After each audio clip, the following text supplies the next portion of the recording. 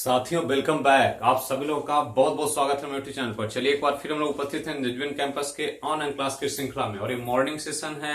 Morning session में प्रतिदिन 7 से 7:15 अर्थात 7:15 AM के बीच एक करंट अफेयर शुरू होता है, जिसमें आज हम लोग बात करेंगे 27 अक्टूबर से संबंधित महत्वपूर्ण समसामयिक घटनाक्रमों के बारे में। जो घटनाक्रम एग्जाम के दृष्टिकोण से उपयोगी है उसको लेकर मैं आपके सामने उपस्थित हूं। तो चलिए देखते हैं 27 अक्टूबर में क्या क्या घटनाक्रम घटा जो हमारे लिए जरूरी है जानना। पहला कि भारत अमेरिका 2+2 बैठक नई दिल्ली में संपन्न हुआ। ये ध्यान रखना, हमने पहले भी कहा था कि बैठक होने वाला है 2+2 अमेरिका और भारत के बीच, और ये अमेरिका भारत में तीसरा 2+2 वार्ता है। ध्यान रखना है कि 2+2 वार्ता में 2 अधिकारी मतलब मंत्री स्तर के, एक विदेश मंत्री और रक्षा मंत्री दोनों मिलते हैं दोनों देशों के, और उसके साथ दोनों के बीच काफी सहयोग की बातें होती है। और इसी के तौर पर दोनों देश मतलब भारत और अमेरिका भूस्थानिक सहयोग के लिए बुनियादी विनिमय तथा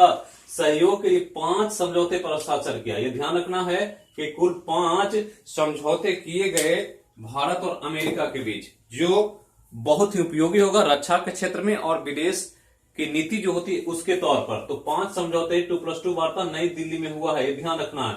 और हमने कहा ये तीसरा 2+2 वार्ता है भारत अमेरिका के बीच। आगे चलें तो सड़क परिवहन और राजमार्ग मंत्री ने दिसंबर 2020 तक फेनी ब्रिज, इस ब्रिज का नाम याद रखना बहुत इंपॉर्टेंट है, फेनी ब्रिज को पूरा करने की घोषणा की कि दिसंबर 2020 तक ये फेनी ब्रिज जो होगा वो कंप्लीट हो जाएगा। ये कहना है हमारे सड़क परिवहन एवं राजमार्ग मंत्री का।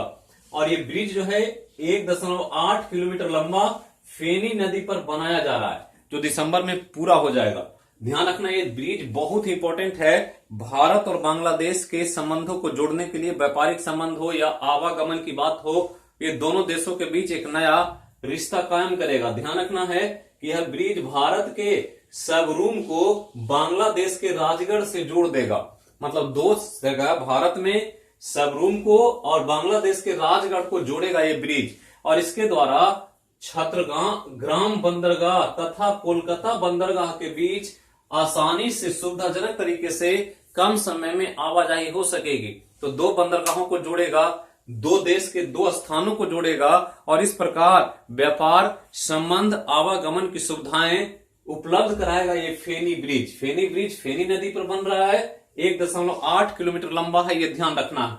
आगे चलें तो भारतीय सांस्कृतिक संबंध परिषद ICCR कहते हैं इसको। ध्यान रखना है कि यूनाइटेड अगेंस्ट, नाम याद रखना है, United against corona express through art, ये एक प्रतियोगिता का नाम रखा गया। किसके द्वारा? तो भारतीय सांस्कृतिक संबंध परिषद ने एक प्रतियोगिता शुरू किया, United against corona express through art. मतलब कोरोना के साथ हम लोग कोरोना के लिए एकजुट हों और अपने अपने व्यूज को कला के द्वारा प्रदर्शित कर सके, इसके लिए एक प्रतियोगिता किया गया। और ये प्रतियोगिता चित्रकला की थी। मतलब आप ड्राइंग करके इसके बारे में कुछ बता सकते हैं, कोरोना से बचने का, या कोई ऐसा कुछ शो करना चाहते हैं अपने आइडियाज को, तो चित्रकला के माध्यम से प्रतियोगिता कराई गई।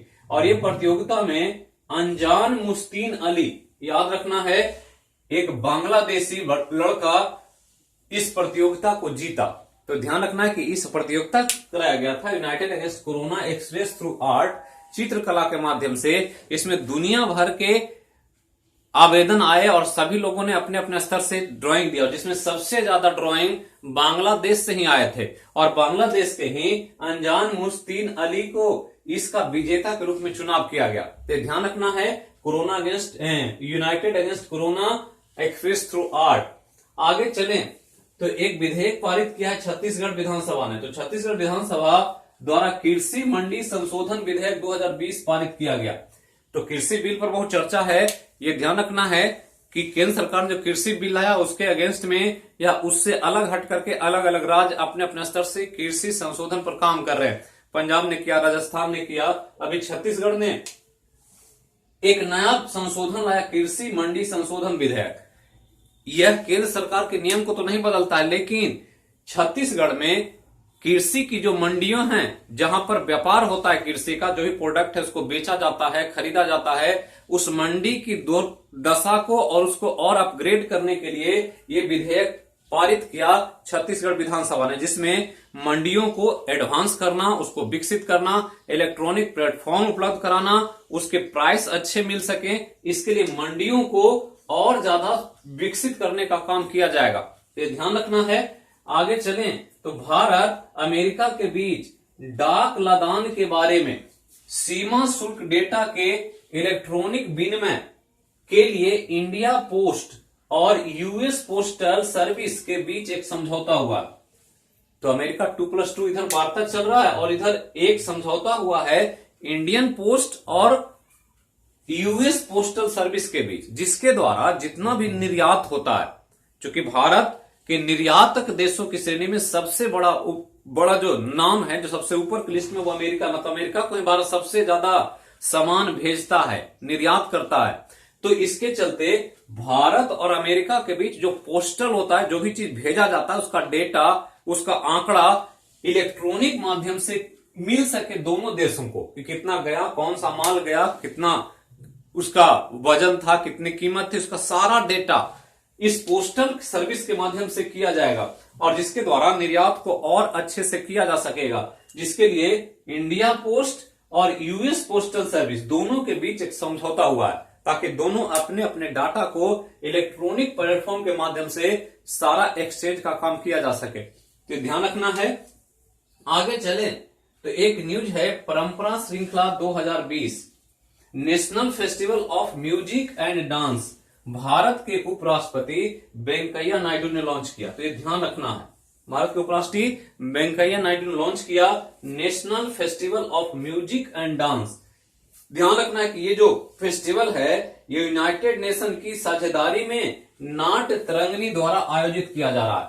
तो ये परंपरा श्रृंखला 2020 के अंतर्गत जो हमने कहा था, जो वर्ल्ड हेरिटेज की बात आती है, विश्व विरासत सूची का आयोजन जो किया जाता है विश्व दिवस के रूप में, उसी के तौर पर यह परंपरा श्रृंखला 2020 का आयोजन किया गया, और इसमें ये कंपटीशन शुरू किया गया national festival of music and dance Bharat के उपराष्ट्रपति के द्वारा। तो ये ध्यान रखना है।